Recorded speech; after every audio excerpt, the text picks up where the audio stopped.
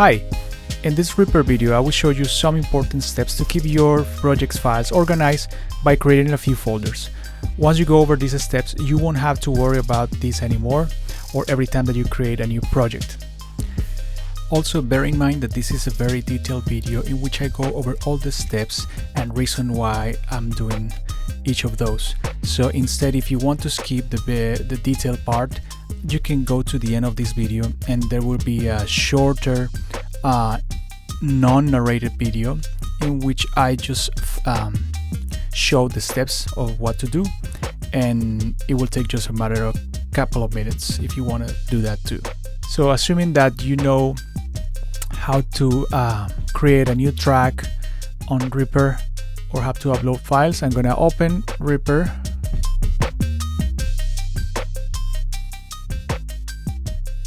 Every now and then when you open REAPER, this window is going to come up and it's going to ask you if you want to import a license key in case that you decide to buy the license, the full license, which is only $60, or if you want to keep evaluating the license. And so you can hit on still evaluating. All right, so what I'm going to do, I'm going to upload these 3 files into REAPER. It's going to have 2 audio files plus 1 video. Before that, I need to change something in the preferences right away. REAPER preferences. I'm gonna go to project and I'm gonna check on open properties on new project. I hit OK, and basically what this does is that when you open a new project in REAPER, it's gonna come up a new window that is gonna ask you to change some things. So for example, now I can quit REAPER. If I open REAPER again, right away the project settings window is gonna come up. There I can change my sample rate if I want, adjust the project BPM, the time signature, also the media. I can change the bit depth and adjust and change the type of file for the audio file. For now, I'm just gonna leave it like that, and I'm gonna drag those 3 files here.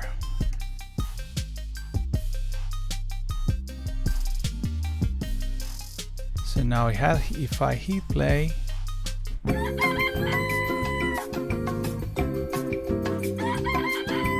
my name is Memon Kak. I have the audio, but I don't see what's happening in the video. That's because I don't have the video window open. So I need to go to view, click on video, and the video window is gonna open. If you want to go further, you can right click on the window and hit dock. That's gonna send that video to the top or to the bottom of your screen, so it's gonna look more organized. Okay, let's just expand this a little bit. Okay, and now let's hit play once again.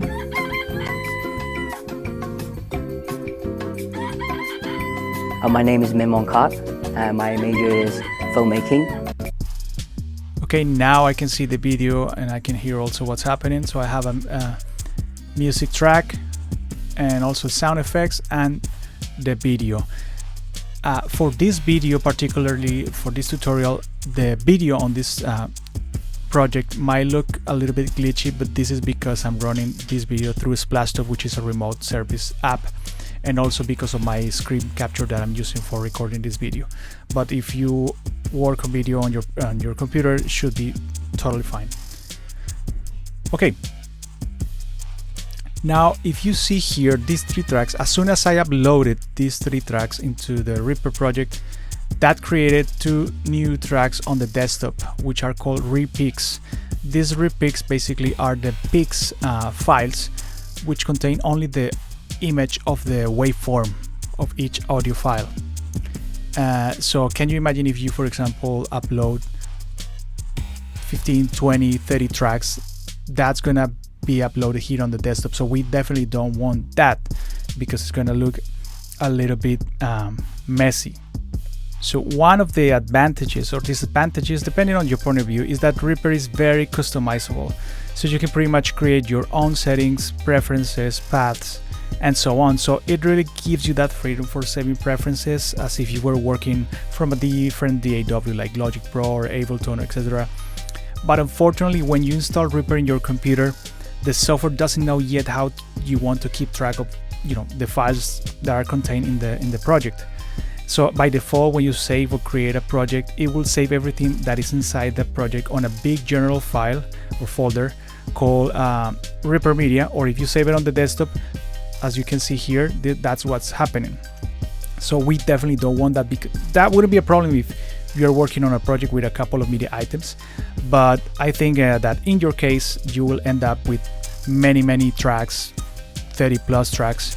So it's gonna be really messy if you don't organize that right away. And even you can have the risk of losing files, deleting files by accident. So we definitely don't want that. So what we're gonna do is, for example, I'm gonna hit File here, save the project. I'm gonna name it Test1. And I usually save any project on the desktop. You can decide if you want to save it on the Reaper Media, but for now I'll save it on the desktop. This is very important right here. You always want to check the create subdirectory for project and also copy all media into project directory. The first one is going to create a folder for that project. So all the items that are contained in that project, media items like audio files, video files, JPEG, etc., are going to be inside that folder. And the other one is just that it's going to copy all the media into that folder. So you keep your original media from wherever you took it. So let's hit save. And now if I hit Test1,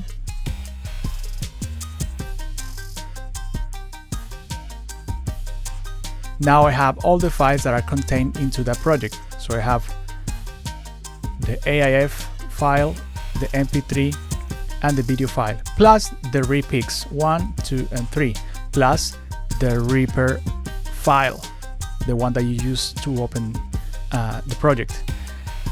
So that's good, but still messy, because again, if you have 30 tracks, you're gonna have like 60 files here. So you don't want that.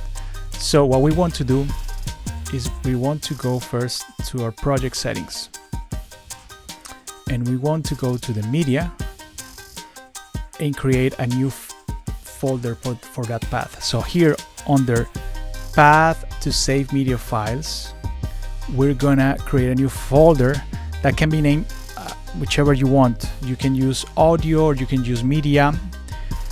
For now we're gonna use audio. And if you don't want to do this every time that you create a project, hit save as default, so you don't have to worry about this anymore. Okay, now of course this change is not going to be applied to this project because this project was already created.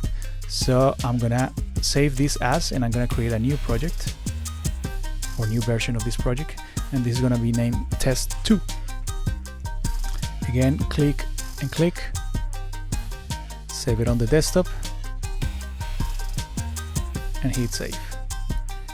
Now if I open Test2, now I have the Reaper file plus the audio folder that contains the audio and also the video. Again, I name it audio, but this should be named media because it has media files, not only audio but also video. And even if you have JPEG, which you can definitely drag into Reaper, you could also have that type of file, and also contains the repics. So for now we're getting there, so we still need to create a couple of few more folders.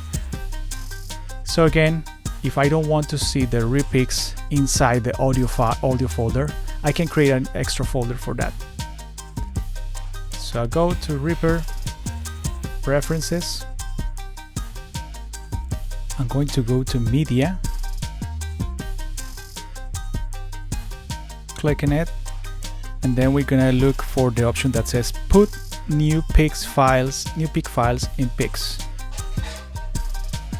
So I'm gonna check that one, and that's gonna create a new folder inside the audio folder here. Of course, that change is not gonna be applied to this project because that's already saved.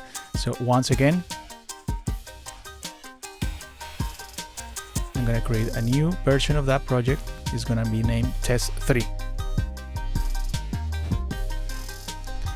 Now if I go to test3, again the Reaper file, audio, and now I have the pics contained in one folder, so it's getting more organized.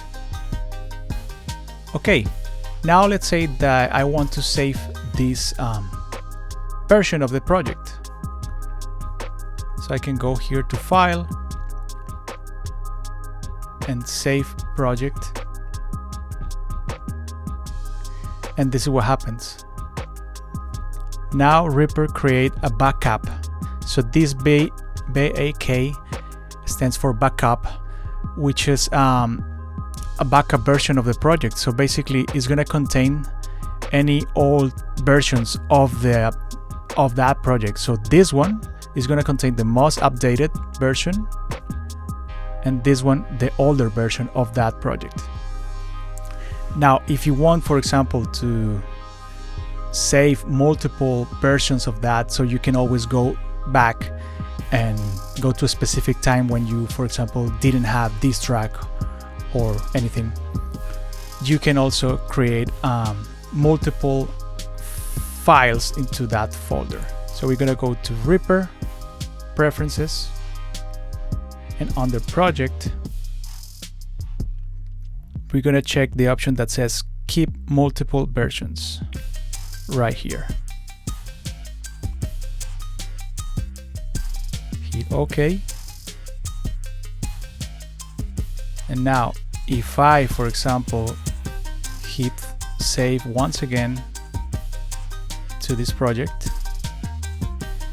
a new backup file is going to be saved. It doesn't show up here, but if you double click on the backup, it actually contains two files. One that was saved at 549 and that most updated, which is at 550.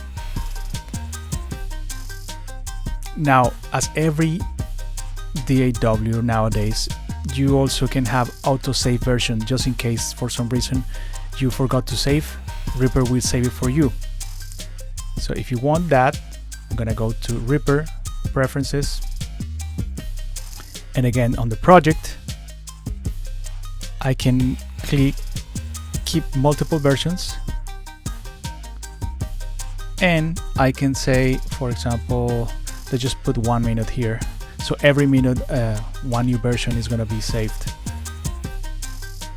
So we're going to check on Save to timestamp file in additional directory, and we're going to create a new folder for that. So it's going to be named Auto Backup, like that. Hit OK. So now once again, let's save this as test4.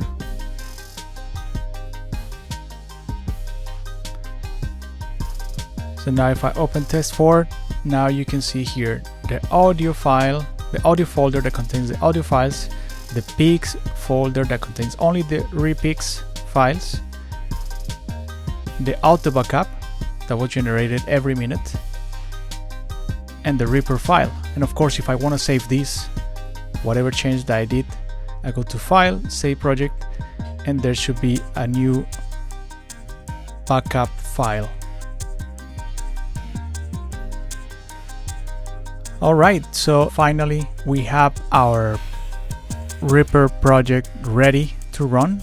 And every time that you create a new project, you won't have to go over this step. This is just for the beginning, and so you can keep your files more organized and your projects.